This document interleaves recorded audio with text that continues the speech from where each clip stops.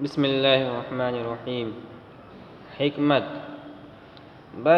برعجز دشمن رحمت مکن، دشمن کے عاجز ہونے پر رحم نہ کر۔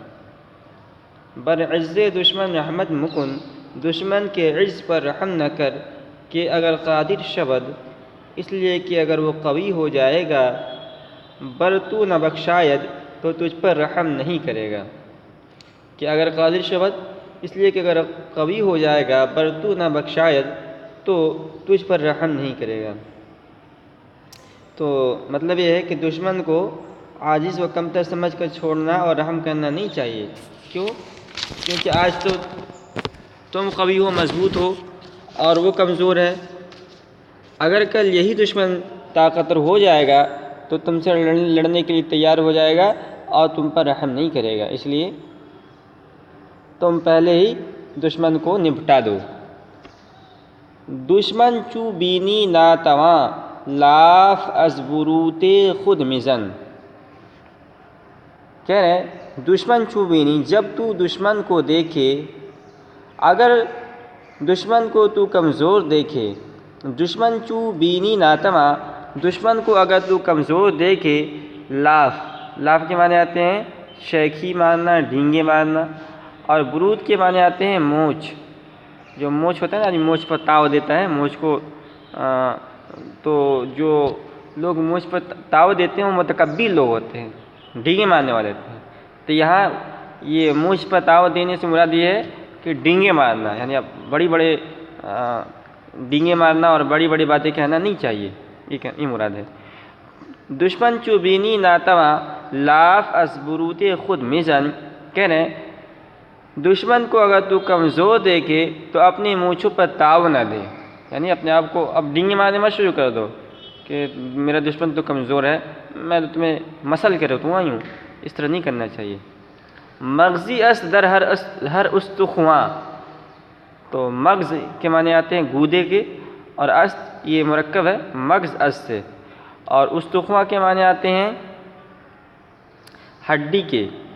تو مغزی است در ہر استخواں، کیونکہ ہر ہڈی میں گودا ہوتا ہے، مردی است در ہر پیرہن، اور ہر لباس میں مرد ہوتا ہے۔ مغزی است در ہر استخواں، کیونکہ ہر ہڈی میں گودا ہوتا ہے، مردی است در ہر پیرہن، اور ہر لباس میں مرد ہوتا ہے۔ مطلب یہ ہے کہ دشمن کو عاجز پا کر تکبر نہیں کرنا چاہیے، اس لیے کہ ہر شخص کے اندر جوہر ہوتا ہے نا، چھپا ہوا ہوتا ہے ہر آدمی کے اندر۔ لہذا جس دشمن کو تکبر کر کے چھوڑ رہے ہو وہ کل تمہارا صفائی کر دے گا، اس لیے دشمن کو کمزور نہیں سمجھنا چاہیے۔ حکمت: ہر کے بدیرا بکشد، جو کوئی کسی برے آدمی کو مار ڈالتا ہے، خلق از بلائے وے بریحانت، تو مخلوق کو اس کی مصیبت سے، وویرا از عذاب خدائے، اور اس کو خدا تعالیٰ کے عذاب سے رہائی دیتا ہے۔ ہر کے بدیرا بکشد، جو کوئی کسی برے آدمی کو مار ڈالتا ہے، خلق از بلائے وے بریحانت، تو مخلوق کو اس کی مصیبت سے، وویرا از عذاب خدائے، اور اس کو خدا تعالیٰ کے عذاب سے رہائی دیتا ہے۔ مطلب یہ ہے کہ اگر کوئی شخص فسادی اور ظالم کو مار ڈالتا ہے، قتل کر دیتا ہے، تو اس سے کئی فائدے ہوتے ہیں۔ پہلا فائدہ تو یہ ہوتا ہے کہ اس نے لوگوں کو اس ظالم کے ظلم سے محفوظ کر دیا، معمون کر دیا۔ اب وہ ظالم لوگوں کو نقصان نہیں پہنچا سکتا، لوگوں پر ظلم نہیں کر سکتا۔ ایک فائدہ تو یہ ہوا۔ دوسرا فائدہ یہ ہوگا خود اس ظالم کو اللہ تعالیٰ کے عذاب سے چھڑا دیتا ہے۔ کیسے چھڑاتا ہے؟ اس لیے کہ وہ دنیا میں اگر وہ مثال کے طور پر 60 سال کی عمر میں اس کو مارا گیا، قتل کیا گیا، تو اس نے 60 سال تک ہی اس کو 60 سال کے ظلم ہی کا جو ہے سزا دی جائے گی۔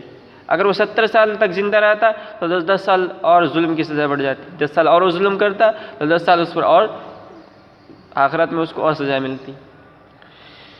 اور تیسرا فائدہ یہ ہوتا ہے کہ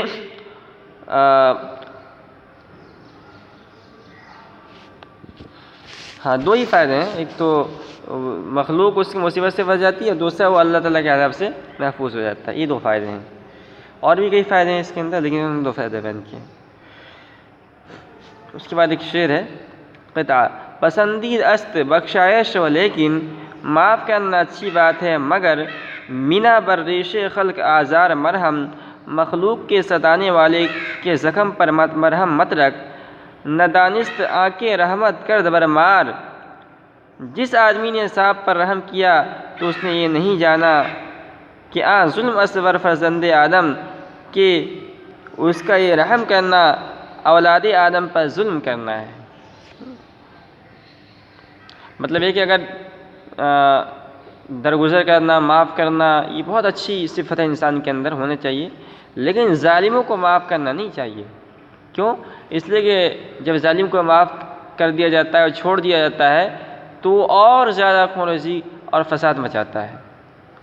جیسے کوئی شخص سانپ پر رحم کھا کر چھوڑ دے تو اس نے سانپ پر تو رحم کیا، لیکن اس نے اس کو اس بات کے لیے آزاد چھوڑ دیا کہ وہ اور لوگوں کو جا کر ڈسے. اگر اس کو وہیں مار دیا جاتا تو لوگ اس کے شر سے نجات پا جاتے ہیں.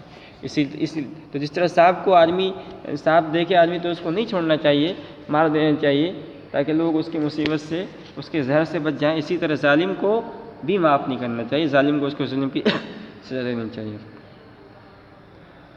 حکمت: نصیحت از دشمن پذیرفتن خطا است. کہہ رہے دشمن سے نصیحت سن کر اس کا قبول کر لینا سراسر خطا ہے.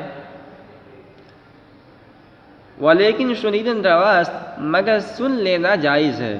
کہ بخلاف کار کنی کے عینی ثواب است، اور اس کے خلاف عمل کرنا یہ بالکل درست ہے، یعنی اس کے خلاف عمل کرنا چاہیے. تو تین باتیں انہوں نے کہی.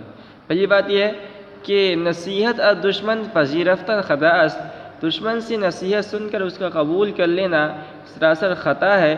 ولیکن شنیدن رواست، مگر سن لینا جائز ہے.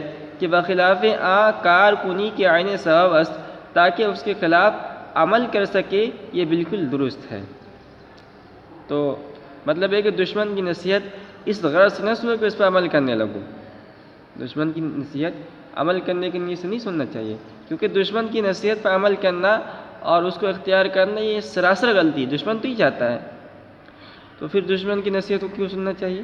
کہہ رہے دشمن کی نصیحت کو اس لیے سننا چاہیے تاکہ دشمن کے خلاف عمل کر سکو، ہے نا.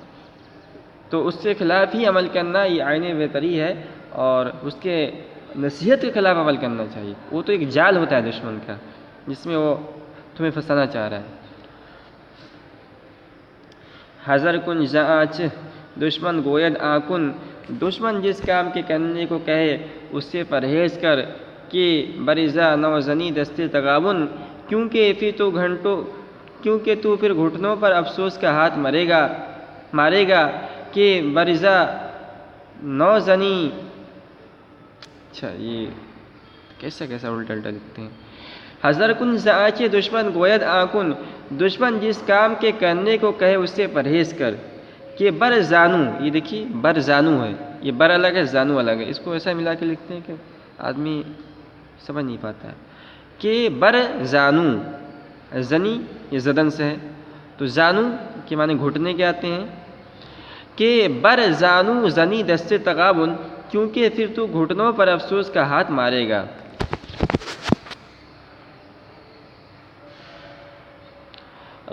غلط رہے نمائد راست چو تیر، اگر تجھ کو تیر کی طرح سیدھا راستہ دکھائے. ازاں بر گرد و راہ دستے چپ گیر، تو اس راستے سے پھر جا اور الٹے ہاتھ کی طرف کا راستے پر چل. مطلب یہ ہے کہ اگر دشمن تم سے کہے کہ ایسا کر تو ہرگز اس کا کہنا نہیں ماننا چاہیے، اس لیے کہ اس کا نتیجہ یہ ہوتا ہے کہ بعد میں افسوس کا ہاتھ ملنا پڑتا ہے. لہٰذا اگر دشمن کہے کہ دائیں طرف چلو تو فوراً بائیں راستہ اختیار کرو، اس لیے کہ دشمن تمہیں جو دائیں طرف چلنے کے لیے کہہ رہا ہے ایک جال ہے، اس میں تمہیں پھنسانا چاہ رہا ہے، اس لیے بچو.